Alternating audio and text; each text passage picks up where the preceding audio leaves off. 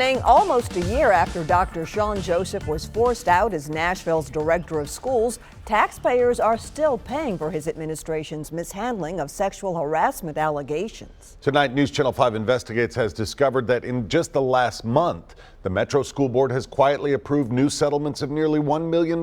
It is a sexual harassment scandal first uncovered by our chief investigative reporter, Phil Williams. Phil.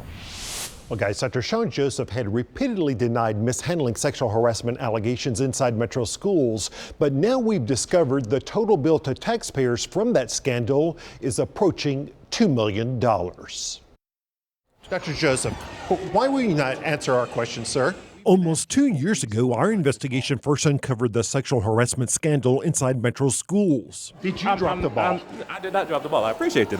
Now, almost a year after Metro Schools Director Dr. Shawn Joseph finally resigned, the district's sexual harassment bills continue to add up. The lesson is do the right thing, and if you don't, there are consequences.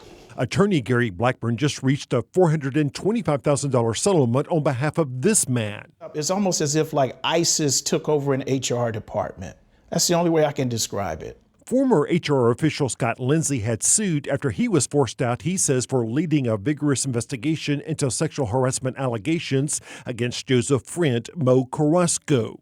Because this is Dr. Joseph's friend, I may lose my job. That's outrageous. Then insisting that allegations against middle school principal Sam Braden also be properly investigated. If Metro Schools had done the right thing, Scott Lindsay would still be employed in the HR department, and they would have saved hundreds of thousands of dollars. And I don't think there's a more meaningful profession, in my opinion. The board also recently approved another $425,000 settlement with former MNPS administrator Vanessa Garcia, who charged that Carrasco had touched her inappropriately and subjected her to other forms of harassment. School board member Amy Froke had warned Joseph that she had received a complaint about Carrasco's behavior, but Joseph decided not to order an HR investigation. Well, why did you not take action to protect employees? Well, you know there's more to that story.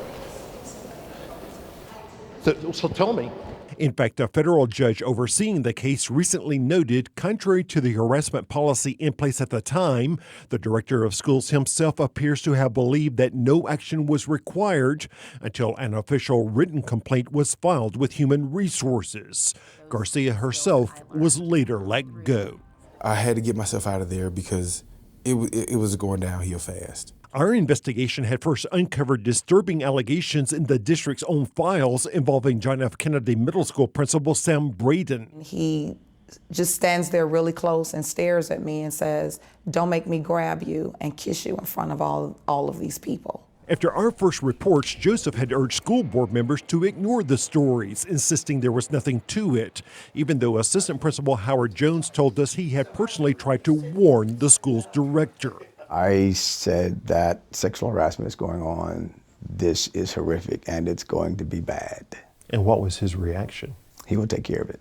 But it wasn't until our stories aired that Braden was finally forced to resign, and the district paid out $350,000 to settle a lawsuit filed by 3 victims. Take that settlement, add in the $425,000 settlements for Scott Lindsay and for Vanessa Garcia, nearly $400,000 for a private law firm to handle the Garcia case, and almost $100,000 for an internal review of district HR practices.